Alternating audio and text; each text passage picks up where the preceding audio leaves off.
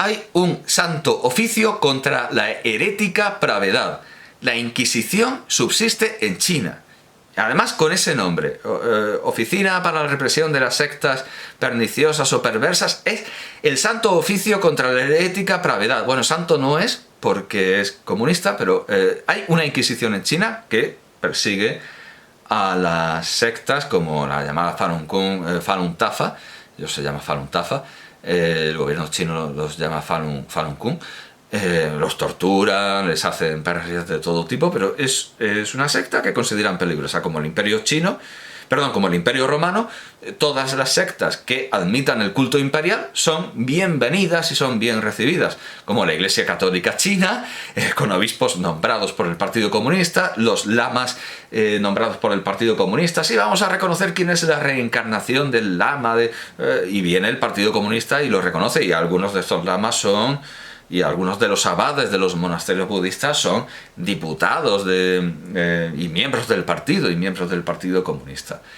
Siempre que se reconozca el culto imperial, bienvenidos sean los budistas, los tantristas, los católicos, protestantes, todos. O sea, hemos pasado del ateísmo a todo lo contrario. Todo es válido mientras se rinda el culto imperial. Venga, todos los cultos. Posverdad, todo es como tú quieras. ¿Que quieres que exista Cristo y Alá y Buda y... Sí, ¿por qué no? ¿Por qué no? Y todos ellos caben en el culto imperial. Ríndenos culto a nosotros. Todo existe, todo existe. El nirvana, el parinirvana, Shambhala, el paraíso, las uríes, todo. Pero ante todo, Mao existe. Y todo lo demás se incardina y se estructura alrededor de Mao. Alrededor de quien preside la plaza de Tiananmen. Y sigue presidiéndola. El pueblo explotado, oprimido, dice. Es el que triunfa. Qué cachondo. No son temibles ni los... Bueno... Por lo tanto, para los materialistas dialécticos consecuentes, para los auténticos revolucionarios y proletarios, no hay nada temible en el mundo. Bueno, yo creo que en cuanto te llega una carta del Comité Central o alguien te delata, yo creo que hay que temer mucho. Si los comunistas no temen a nadie, yo creo que harían bien en temer a los propios comunistas. No hay nada temible en el mundo. Bueno, esto es, digamos, una idea escéptica, estoica. Sí, venga, aquí ya está. No hay fantasmas, y si hay gente que se asimila a los fantasmas como los imperialistas y los reaccionarios, son tigres de papel o son medio fantasmas. No son temibles, dice el ensayo, ni los imperialistas, reaccionarios y revisionistas, ni las aspiraciones y tentativas de revanchismo de clase o de restauración de las clases ya derrocadas, ni las posibles calamidades naturales de extraordinaria gravedad, ni tampoco las dificultades o fracasos con que se tropieza en el trabajo cotidiano y la lucha de todos los días. Considerado el todo y en el plano estratégico, todas estas cosas pueden y deben ser despreciadas. Quien no se atreve a despreciar al enemigo y a todo lo que entorpece nuestro avance y se muere de miedo ante el imperialismo y los reaccionarios o claudica ante las dificultades y reveses, es un cobarde ante los fantasmas del siglo XX. Claro, al final resulta que el siglo XXI ha vuelto a traer a los fantasmas, al dinero del infierno, al rey del infierno, a esta China despoblada de deidades y espíritus. Muchos de los cuentos, sigue diciendo el ensayo, que hemos escogido describen desde un ángulo positivo el coraje de quienes no temen a los fantasmas. El cuento El letrado de Chan Chou, tomado de Memorias de Yi Chen, describe a un personaje que decía con toda razón: no existe nada temible en el mundo, solo la gente se asusta por su misma culpa. El cuento de Chan San Man, Terror de los fantasmas, sacados de Memorias de la Choza Yue Wei, habla de un personaje que, estimulado por la hazaña de alguien que habría logrado atrapar a un fantasma, fue todas las noches a rondar entre las tumbas como un cazador en busca de animales salvajes. Pero desgraciadamente esta caza poco común resultó siempre infructuosa. El autor del cuento tiene razón en su comentario. La convicción, es una cita, la convicción utilitaria del cazador de fantasmas lo hizo tan temerario, tanto, que aun si existieran los fantasmas, estos no podían hacer más que evitarlo con terror. En el cuento Cómo Chen Peng Nien rechazó a una ahorcada soplándole encima, tomado de Aquello que no habló Confucio, el libro de Yuan Mei del que hablaba, lo traducen Aquello que no habló Confucio, lo cual es muy estilo hemos sido engañados o vampiro existen. Aquello que no habló Confucio, aquello de lo que el maestro no dijo, o directamente Confucio no dijo, o Confucio no habló de esto. Bueno, aquello de lo que no habló Confucio. Se presenta una escena bastante macabra y horripilante en que el alma de la ahorcada, cita, se puso rígida, redondeó sus labios y lanzó sobre Chen un soplo que lo heló hasta los huesos e hizo vacilar la llama de la lámpara, que se azuló como pronta a apagarse. Pero lo que sigue resulta bastante interesante, porque Chen Peng Nien se dijo: si un fantasma sabe soplar, ¿por qué no puedo hacerlo yo también? Y al instante aspiró largamente y lanzó sobre el fantasma un poderoso soplo que lo traspasó como si fuese puro humo. En cuanto Chen Tsai Ken, sacado de 7 escritos de la jarra de oro, bueno, puede ser Gen, claro, he dicho en cuanto. En el cuento Chen Tsai Ken, es que claro, como el sistema de transliteración parece destinado a españoles que no conocen el pinyin y que, o sea, es como si los españoles fueran subnormales o algo así. No reírse de los españoles. En el cuento Chen Tsai Gen, sacado de 7 escritos de la jarra de oro, un fantasma confesó con franqueza: en realidad estudiaremos estos libros de cuentos con detenimiento y fuentes bilingües en la colección Biblioteca China del Estado, de la República Popular China. Estos libros que tienen el texto en chino clásico o chino dialectal, chino popular, Putonghua, chino, la versión original, chino mandarín actual e inglés, y que es de donde traducen la mayoría de los que ganan premios de traducción, premios nacionales de traducción. Bueno, en 7 escritos de la jarra de oro, un fantasma confesó con franqueza: en realidad son los fantasmas quienes tienen miedo a los vivientes. Claro, bueno, esto es otra vuelta de tuerca. Esto remite, por supuesto, a las historias de fantasmas de Henry James. Aquí tenemos una especie de resumen de todos esos cuentos, dice el ensayo.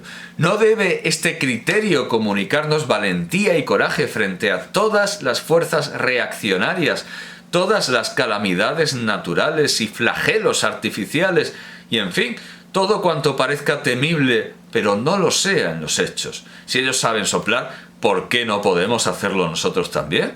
¿Acaso la realidad es que, en lugar de tener ellos miedo a nosotros, somos nosotros quienes debemos tener miedo a ellos? ¿Acaso se puede suponer que los fantasmas se encariñarán con nosotros tanto más cuanto más miedo les tengamos a ellos, y que entonces se tornarán benévolos? Se tornarán tan benévolos que se abstendrán de hacernos daño para que nuestra obra marche viento en popa y todo resulte como miel sobre hojuelas y como las flores de primavera. Algunos de los cuentos aquí recogidos, aparte de ponderar como los demás el espíritu de intrepidez ante los fantasmas, están escritos en forma bastante jocosa. Entre esos cuentos figura Yuan Te Yu, que es un cuento muy breve, lo podemos leer. Lo va a resumir. No lo va a resumir, lo va a contar. Es un cuento breve, lo va a contar. Sacado de Cuentos de este mundo y del más allá.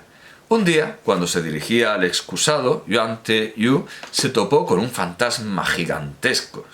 Con un fantasma, creo que eran 10 pies o algo así, con un bonete plano. Pero sin turbarse de modo alguno y conservando toda su sangre fría, le dijo al fantasma: La gente suele decir que los fantasmas son feos. Y tienen toda la razón. El fantasma, avergonzado, se eclipsó. Vamos, le hizo bullying al fantasma, como se dice ahora en los equipos docentes. Este cuento se distingue por su brevedad y sugestividad.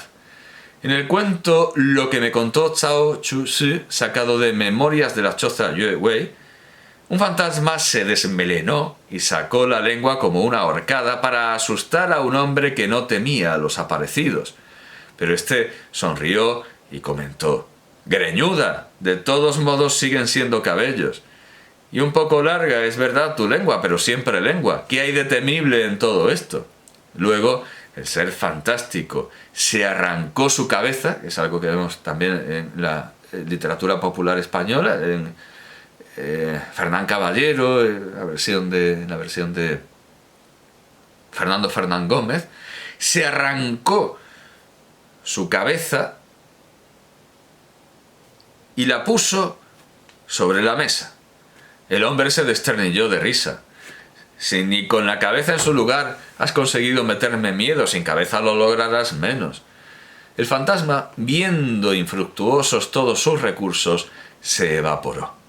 En el cuento Ken Chui Ping, tomado de historias fantásticas recogidas en el pabellón de los charlatanes, se describe un método aún más eficaz para hacer frente a un fantasma. Por cierto, estamos viendo que los grandes hombres son escépticos, pero es que el pueblo es por naturaleza más escéptico todavía, porque los mismos cuentos de desprecio a los fantasmas los encontramos en España, en la catolicísima España, y en la China taoísta o confuciana. El pueblo es escéptico, los sabios son escépticos. Resulta que quienes ostentan el poder son quienes fortalecen las supersticiones o intentan que los sabios escriban poemas loando a esos dioses de carne y hueso que son ellos, y que el pueblo lo crea todo. O sea, es siempre esa clase dominante la que intenta convencer por su propio interés de algo, tanto a los sabios, o los fuerza, como al pueblo. Pero vemos que el pueblo también es escéptico. Lo que decía al principio, vaya, asombra que haya tantos sabios, que son pocos. En realidad no son tan pocos, porque si hay una sabiduría popular, esa sabiduría también es escéptica. O por lo menos encontramos un elemento escéptico notable, muy poderoso, que además llamó la atención de Cecilia Boll de Faber, que con sus cuentos intenta muchas veces demostrar la catolicidad del pueblo español y que conoce la Biblia frente a lo que dice don Jorgito el inglés, George Borrow. Por ejemplo, bueno, a veces se exagera, porque dice, sí, los españoles llaman a un pez el pez de San Pedro, lo que demuestra que leen la Biblia, porque saben que San Pedro era pescador. Hombre, muy traído por los cabellos está eso. Bueno, del pabellón de los charlatanes, este cuento. Ken se instaló solo en la planta baja del pabellón. Esa misma noche, mientras leía bajo la luz de un candil, surgió de repente una figura negra y desmelenada. La aparición le clavó sus ojos, que brillaban como carbones ardientes. Ken sonrió, se embadurnó el rostro con tinta y miró al fantasma, clavándole la vista y remedando su gesto con intención burlona. La aparición pareció avergonzarse y se esfumó. Es como cuando un niño llora y un adulto finge que llora y el niño acaba riendo, pues una cosa así. Es cierto que las fuerzas reaccionarias en el plano... Sigue el ensayo, esto ya no forma parte del cuento, vamos, sería horrible. Es cierto que las fuerzas reaccionarias en el plano nacional e internacional son aún más desvergonzadas que los fantasmas, pero no es menos cierto que en ocasiones debemos adoptar el método de Ken Chui Ping, que consiste en pagarles con la misma moneda para... Claro, si aceptamos usar métodos imperialistas para luchar contra el imperialismo, pues claro, eso nos justifica quedarnos con el Tíbet. No para despertar en ellas, claro está, el sentido de la vergüenza, sino para reducirlas a la impotencia y obligarlas a retroceder ante un muro de bronce. La tesis de que todos los reaccionarios son tigres de papel, formulada por el camarada Mao Zedong durante la Tercera Guerra Civil Revolucionaria, desempeñó un papel sumamente importante en la Guerra Popular de Liberación al dotar a todo el pueblo de un arma ideológica e infundirle una inquebrantable confianza en la victoria. Esta idea del camarada Mao Zedong de despreciar estratégicamente al enemigo continuará. Claro, bueno, una idea estupenda, despreciar al enemigo, eso siempre ha funcionado muy bien. Continuar, claro, esto se dice, pero no se puede hacer, no se puede. ¿Qué maquiavelismo, qué realismo político es ese? Despreciar al enemigo, qué disparate. Bueno, claro, despreciar estratégicamente al enemigo continuará, no creérselo, estimulándonos y conduciéndonos a nuevas victorias en la lucha contra el imperialismo y la paz mundial. Hay gente que cree, y comparte memes en este sentido, hay gente que compara las guerras en las que ha intervenido Estados Unidos, que son como 1 o 3 al año, el único que ha cerrado las puertas del templo de Jano ha sido el presidente Trump, es el único que ha cerrado las puertas del templo de Jano, bueno, si lo tuvieran, claro. Todos los presidentes han mantenido 1 hasta 3 guerras o más por año, por esta idea contraria a Catón, de que no solo hay que destruir Cartago, sino la idea de que hay que vivir en guerra permanente contra Cartago, porque si no el país se amusga.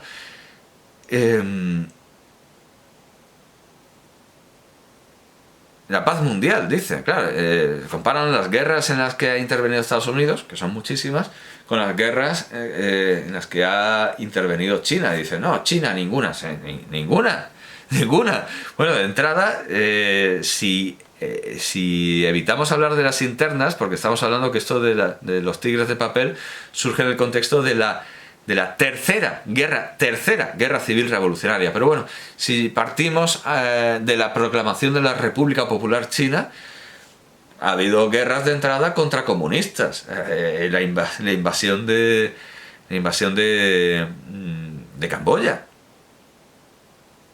La guerra entre los vietnamitas, los chinos y los camboyanos. ¿Eso qué es? Es como cuando Franco dice 25 años de paz. Bueno, y la guerra de Ifni. ¿Qué era la guerra de Ifni? Una kermesse, Por supuesto que China hace la guerra. Por supuesto que China participa en guerras y por supuesto que no, al igual que Estados Unidos, no siempre de manera frontal, como está haciendo ahora Estados Unidos en Ucrania. Pues China ha mandado tropas a muchas naciones de manera más o menos encubierta, más o menos encubierta. Estimulándose la paz mundial. En la gran lucha por vencer definitivamente a las remanentes fuerzas reaccionarias internas y externas y edificar un grande y poderoso país socialista. Por otro lado, esta idea de despreciar estratégicamente al enemigo va siempre vinculada con la de tomar al enemigo tácticamente muy en serio. O sea, no se lo creen esto de que son tigres de papel. En la lejana fecha de 1936, Mao Zedong ya señaló en su obra Problemas estratégicos de la guerra revolucionaria de China. Nuestra estrategia es enfrentar 1 a 10 y nuestra táctica es enfrentar 10 a 1. Este es uno de los principios fundamentales en que nos basamos para derrotar al enemigo. En el artículo sobre algunos problemas importantes de la actual política del partido, escrito en 1948, sí, es que no he entendido lo de 10 a 1, en fin, en 1948 se me ocurren interpretaciones, pero no creo que sean las válidas. Señaló en forma aún más explícita que desde el punto de vista del conjunto y en el plano estratégico debemos despreciar al enemigo y combatir la sobreestimación de su fuerza, pero que en cada caso particular, en cada lucha concreta, no debemos en absoluto despreciarlo, sino por el contrario, tenerlo seriamente en cuenta. Dijo, si desde el punto de vista del conjunto sobreestimamos la fuerza del enemigo y en consecuencia no nos atrevemos a derribarlo ni a conquistar la victoria, cometemos un error de oportunismo de derecha. Si en cada caso particular, en cada problema concreto, no actuamos con prudencia, no ponemos cuidado en estudiar y perfeccionar nuestro arte de la lucha, no concentramos toda nuestra fuerza en la lucha y no prestamos atención a ganarnos a todos los aliados que deben ser ganados, campesinos medios, pequeños artesanos y bla, bla, bla, evidentemente viene lo que tenía que venir. Cometeremos un error de oportunismo de izquierda. Claro, Mao, como Lenin, critica a los izquierdistas, a los que se pasan de izquierdistas. Este pensamiento del camarada Mao Zedong es el resumen de las experiencias repetidamente comprobadas de la prolongada lucha revolucionaria de China. Bueno, y todo esto, todo lo que sigue es Mao. Mao Zedong en la reunión de Wuhan del Buró Político del Comité Central celebrada en diciembre de 1958. Wuhan no será Wuhan, que ahí es donde se... No, Wuhan es importante en la guerra... Bueno, por si acaso, 1958, Comité Wuhan, pero vamos... No, en 1958 se nombró al obispo de Wuhan por el Partido Comunista, pero no me sale Wuhan. A lo mejor Wuhan es Wuhan y desde luego... No, sí es Wuhan, claro, es Wuhan, de donde el coronavirus, aunque no sé si se puede decir esa palabra. Y claro, supongo que nombrarían al obispo pues de resultas de... Claro, de resultas como el Concilio de Constanza. Bueno, ya de paso arreglamos las investiduras. Sí, bueno, pues que todo esto que sigue es Mao, es hablar de la obra de Mao, no de los cuentistas. Bueno, sí, después de un largo párrafo dice: el primer cuento de esta colección, titulado Sun Tin Po, atrapa a un fantasma sacado de cuentos extraños, nos parece muy sugestivo y significativo. Está hablando ante todo de Mao, todo el rato está hablando de Mao.